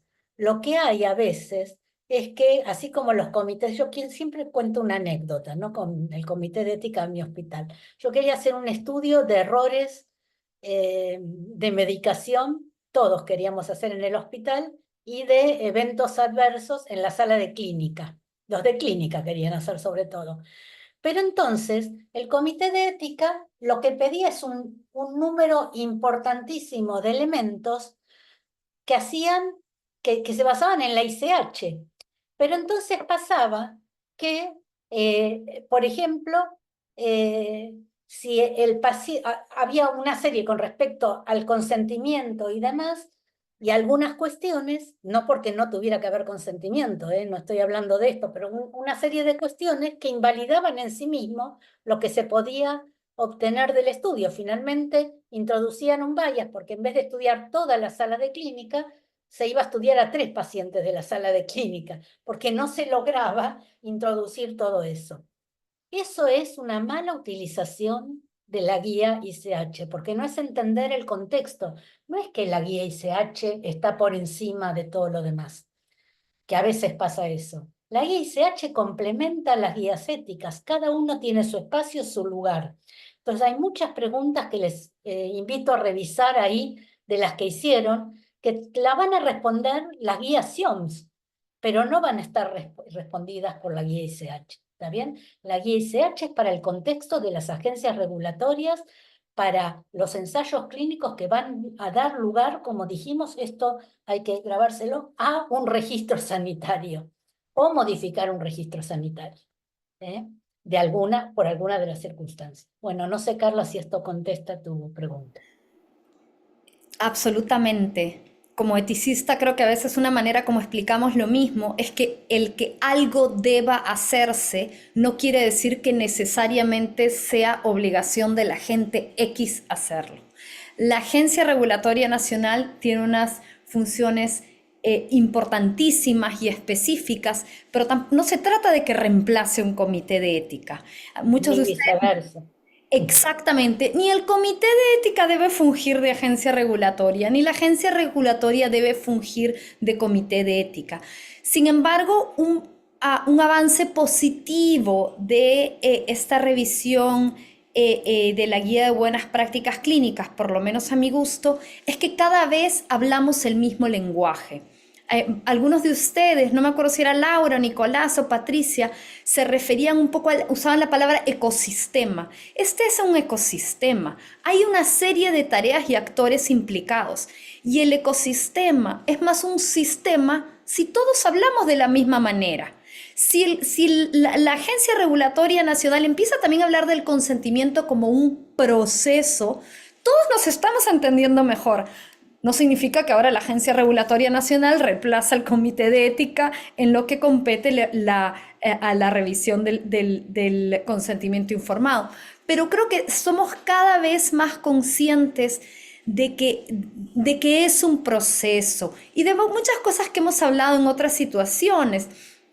Por ejemplo, con respecto al dinamismo del consentimiento informado, veo que ahí Sara les compartió ya la publicación Catalizar la investigación ética en emergencias de la OPS, porque creo que todos los que tenían alguna duda les quedó claro con la pandemia de bueno, que realmente ya el consentimiento informado no es lo que era antes, perdón, sí, no es lo que era antes, tenemos recursos distintos, así como estamos teniendo esta conversación con recursos distintos que no teníamos antes.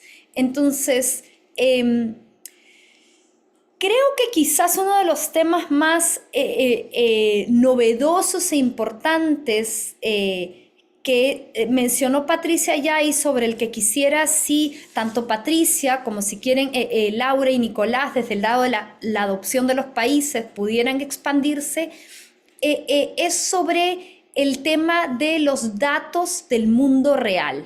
Porque creo que acá hay un desafío importante y lecciones importantes y les agradecería si pudieran comentarnos más sobre este asunto específico.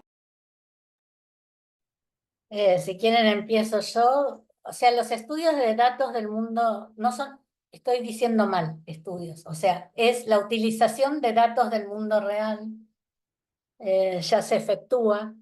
Entonces, los protocolos de ensayos clínicos tienen una validez interna muy fuerte porque tienen criterios de inclusión y exclusión muy cerrados al fin de garantizar la homogeneidad de la población que se está estudiando. Pero esto no es el mundo real. Está bien, las personas que después van a tomar el producto tienen un sinnúmero de situaciones en donde toman otras medicaciones, están en otras situaciones. Entonces, es necesario saber qué pasa con esas personas, por ejemplo, para dar un ejemplo, en situaciones del mundo real. Y ahora con los registros electrónicos, o por ejemplo con algunos reclamos sobre eventos de seguridad particulares u otros tipos de registros, uno puede obtener mucha información que es muy valiosa para la agencia regulatoria, para la seguridad y para el patrocinador para medir su seguridad o para complementar algún estudio particular que se tenga que hacer después sobre un aspecto de seguridad que aparece, o para un punto final de eficacia en particular. O, por ejemplo, en las enfermedades raras no tenemos tanta población, no hay miles de pacientes, entonces obtener cuál es el desarrollo natural de la enfermedad, qué está pasando con la población ya tratada para esa enfermedad, son datos realmente importantísimos. Esos son datos del mundo real que se pueden tomar para complementar aspectos regulatorios de una aprobación de un producto. De hecho, ya se toman en seguridad.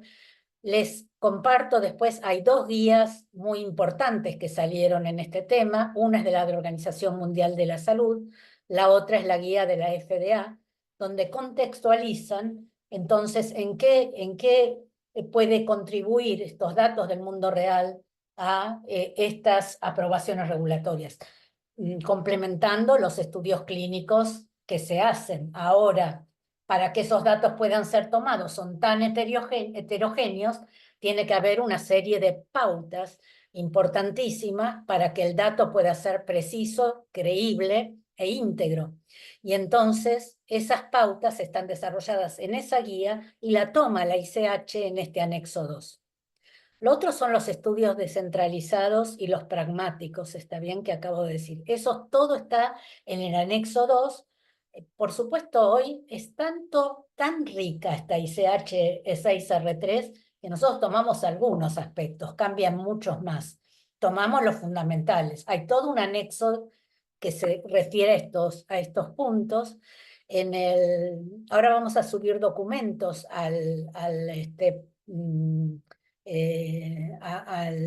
no me sale la palabra, la El plataforma de ensayos, portal, el el portal portal de de ensayos ensayos clínicos. clínicos. Ya le leo la mente, Entre los Patricia. documentos que vamos a subir están estos documentos que digo de la Organización Mundial y la de la FDA con respecto, por ejemplo, a este tema, los documentos con respecto a cómo analizar los estudios adaptativos, o sea, todos documentos que puedan servir tanto para las agencias regulatorias cuanto también para los comités de ética que tienen que ver la metodología y se encuentran con una serie de cosas nuevas que no crean que a ustedes solos les cuestan, que nos cuestan a todos y de la cual tenemos que empezar a leer, ¿no? Laura, Nicolás, algo que quieran complementar ustedes para este punto. Adelante. Sí, bueno, Patricia ya dio una respuesta muy completa. Para nosotros esta modificatoria del ICH es una oportunidad para analizar este punto, digamos, cuáles van a ser o qué calidad van a tener esos datos que se van a adquirir en la vida real, cuál va a ser su utilidad, como para justamente abrir la discusión y hacer un análisis en razón de esto. Pero sí, me parece que, bueno, que ya se hace necesario utilizar y avanzar en este punto. Y bueno, también quisiera complementar que en realidad se ha señalado bastante de los datos del mundo real o evidencia del mundo real, y justamente faltan pautas. O sea, como autoridades regulatorias tenemos que avanzar, y no solo en estudios clínicos, sino que en el registro de productos farmacéuticos. Ya se emplean algunos datos en sesiones, en comisiones de evaluación con expertos externos incluso.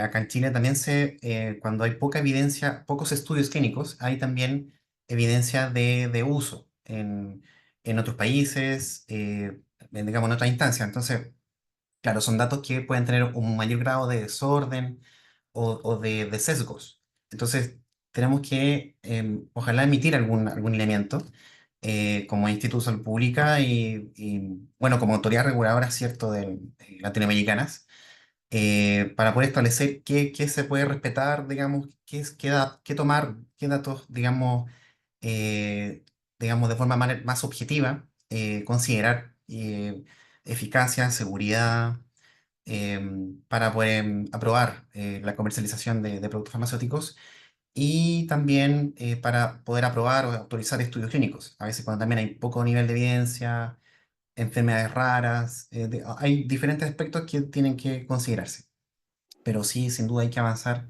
en la implementación de ello. Complemento que a veces también son muy útiles para poblaciones específicas que no están contempladas dentro del ensayo. ¿Está bien? Entonces queremos saber qué pasa ahí. Patricia, yo decía hace un momento que yo le leo la mente a Patricia, pero ella también me la lee a mí, porque yo quería volver sobre el tema de poblaciones especiales, am, que sobre hay alguna pregunta ahí sobre el tema de poblaciones específicas y lo quería enlazar con esta pregunta porque en su respuesta, Patricia y los demás panelistas han enfatizado de que, por ejemplo, el rol que tiene esta nueva manera de recoger datos, de obtener datos para las enfermedades raras, para situaciones en que no tenemos otra opción a veces o no hemos planeado otra opción para producir la evidencia necesaria. Y resaltando las coherencias desde las coherencias entre las orientaciones éticas y las orientaciones regulatorias, uno de los temas en que resaltaron los expositores antes como un tema importante de esta nueva versión de buenas prácticas clínicas es el tema de la inclusión de poblaciones específicas. Niños, mujeres embarazadas, personas mayores que históricamente se han excluido.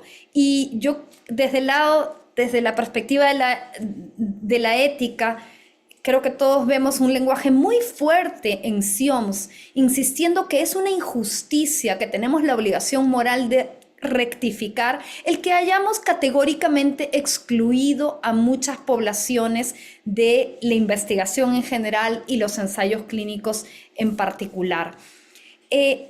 Patricia, no sé si quieres ahondar un poco más sobre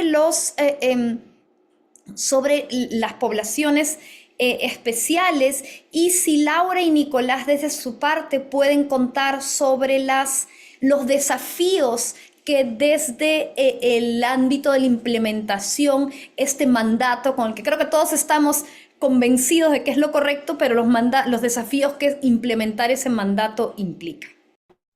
Sí, primero responder una cosita que apareció en el chat de nuevo. De nuevo decir que la ICH no busca, eh, eh, a ver, estar sobre las guías éticas ni reemplazarlas. Entonces alguien pregunta ahí si habla del placebo. No, no habla del placebo, habla del placebo metodológicamente en la parte de estadística y otras guías, pero desde el punto de vista ético, ¿cuándo debe usarse placebo o cuándo no? Para eso están las guías de CIOMS. Está bien, y si ustedes ven, el principal principio se basa en el reconocimiento el primer principio, en para qué se hacen los ensayos y el reconocimiento de las guías éticas. O sea que ya no es que revisa eso, ya las tiene como referente de lo que debe ser. Así que no vuelve a hablar de eso. Ahora, entonces sí, me llamó la atención, o sea, se está trabajando, simplemente decir esto, hay guías que ya salieron, pediatría. ¿Cuándo deben el desarrollo, de acuerdo a si es una enfermedad que solo se da en pediatría o es una enfermedad que es diferente cómo se manifiesta en pediatría que en la edad adulta o es completamente igual? ¿En qué periodo del desarrollo del medicamento debe comenzarse con los estudios pediátricos? ¿Qué tipo de estudios debe haber? ¿Y qué consideraciones específicas para esa población?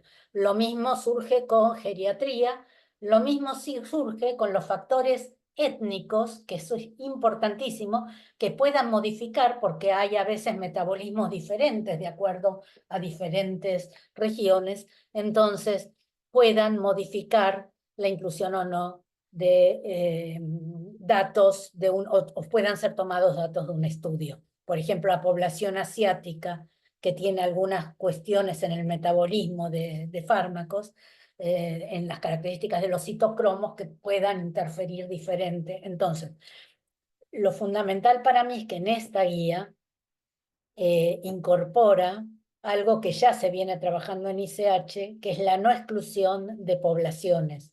Y como tal se está trabajando en un documento de embarazo, porque todas las mujeres de acá que están presentes y pasaron un embarazo, saben que cuando tenemos un problema nadie sabe qué hacer. Nosotros, pero tampoco los demás. Esto, porque hay muchas medicaciones que no han sido probadas en esta situación. Y con las consideraciones éticas que no van a estar marcadas acá porque están marcadas en otro documento, ahora Carla aclarará, en la CIOMS hay muchas especificaciones a eso. Entonces, lo que toma la ICH es decir en un principio, no debe haber exclusión, porque es injusto la exclusión de esas poblaciones, y aclara en qué tipos de estudios y en qué tipo de estudios no. Por supuesto, dice, bueno, en una fase 1 o un estudio de bioequivalencia o biodisponibilidad, obviamente no va a haber pacientes embarazadas, pero sí en otros tipos de estudios. Entonces, y con otras particularidades que se deben tomar en cuenta. Entonces, esto para dar un ejemplo de las poblaciones especiales. Laura, Nicolás, algo desde la perspectiva de los desafíos de implementar esto. Sí, bueno, nos parece importante poder integrar a estas poblaciones especiales, embarazada, pacientes pediátricos, poblaciones con enfermedades huérfanas o de distintas características, porque a lo largo, históricamente, con tener una visión tan proteccionista, se los ha excluido de la investigación clínica y terminan siendo huérfanos terapéuticos, tal como dijo Patricia. Después, ¿cómo hacemos en la práctica médica para tratar a estos pacientes? ¿Qué conducta adoptamos o qué guías podemos seguir si no tenemos evidencia? Entonces es importante fomentar la investigación en estas poblaciones. Lo que también sería quizás fundamental es poder tener un criterio basado en riesgo, aplicando un poco lo de la ICH, trabajar con criterios claros propios para esa población. ¿Sí? Va a depender obviamente de qué población sea de la que estemos hablando. Entonces poder adoptar medidas para mitigar riesgos. Y también, bueno, nos parece importante que si son muestras pequeñas, bueno, después cómo se va a analizar esos datos, ¿sí? Si hablamos de poblaciones pequeñas, la población pediátrica es menor claramente que la adulta, la embarazada también, entonces, bueno, cómo se va a extrapolar esa información que se obtenga, eso también me parece un desafío desde lo metodológico, lo científico. Y después, bueno, hay cuestiones aparte que dijo Patricia, éticas, sobre, bueno, el consentimiento informado en estas poblaciones que tienen que estar adaptados, eso ya es más ético, pero bueno, me meto un poquito en ese punto, que tiene que estar adaptado obviamente a las características de esa población, a la capacidad o no de consentir o de asentir, al menos siempre priorizar la autonomía de esos pacientes. Así rápidamente son algunos de los desafíos o de las cuestiones que me parece que habría que analizar.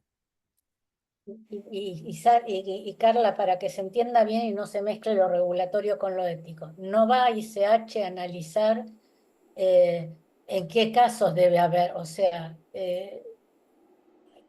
hay guías éticas para eso, en enfermedades que sean de esa población en particular, por supuesto, no en el conjunto de los estudios y demás, pero eso no lo va a analizar el ente regulatorio. Para eso está justamente las guías éticas internacionales, que los comités de ética conocen también. Lo que se trata acá es de establecer los parámetros específicos para la aprobación de productos en esa población en particular, sin perder de vista como eje central lo que dicen esas guías. De acuerdo. Nicolás, nos queda poquito tiempo, pero algún comentario final desde el lado de la implementación y luego de eso ya cerramos la sesión. Sí, claro.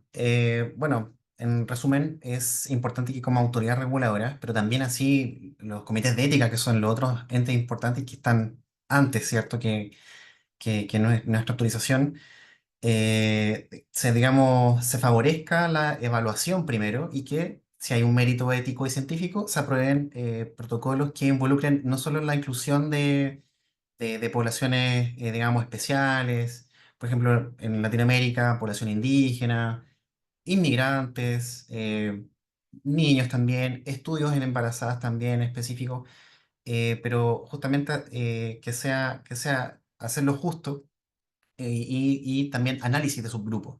No solo incluir participantes, sino que también analizar justamente, como decía Patricia, diferentes quizás aspectos metabólicos, farmacocinética, etcétera. Pero que sin duda, claro, hay que promover digamos, la inclusión de estas poblaciones especiales. Eso, gracias. Muchas gracias, Nicolás. Un poco en esa línea del análisis que hay que hacer también con los datos que tenemos y que a veces no valoramos, Sara les ha compartido la orientación de Prevent, que es una orientación que desarrollamos con la Universidad de Hopkins, que es específicamente una orientación ética sobre embarazadas y vacunas contra las amenazas epidémicas emergentes, pero que es muy práctica, no solamente con miras a los nuevos estudios que hay que hacer, sino al uso de los datos que tenemos y además algo que creo que ha sido un tema recurrente de la presentación de Patricia y que es un mensaje que yo creo que es uno de los más importantes en esta nueva versión de las buenas prácticas clínicas, que es un poco esto de anticiparnos. Anticiparnos a los escenarios desde el momento de la planeación del estudio, a escenarios particulares del uso de datos, escenarios más complejos, anticiparnos en vez de terminar y luego ponernos a pensar cómo hacer el manejo de esos datos. Quiero darles las gracias por acompañarnos a nuestros panelistas el día de hoy. Gracias Laura, gracias Nicolás, gracias Patricia y gracias a todos los participantes. Y queremos reiterar que están todos invitados a suscribirse a nuestra lista Investigación Ética y además a visitar nuestro portal de ensayos clínicos de la OPS, que es por donde pueden acceder además a las sesiones previas, a recursos de los que hemos mencionado y bueno, están todos serán invitados por medio de nuestra lista a la próxima sesión de esta serie de webinars enfocados en ensayos clínicos que creo que se va a realizar sobre el documento de la OMS que Patricia compartió inicialmente. Tenemos mucho trabajo por hacer y les agradezco su participación, su entusiasmo. Gracias también a nuestros intérpretes y a los colegas que nos dan apoyo atrás de las bambalinas para permitir que esta sesión llegue a toda la región, tanto ahora como luego. Muchísimas gracias. Gracias por la invitación. Gracias.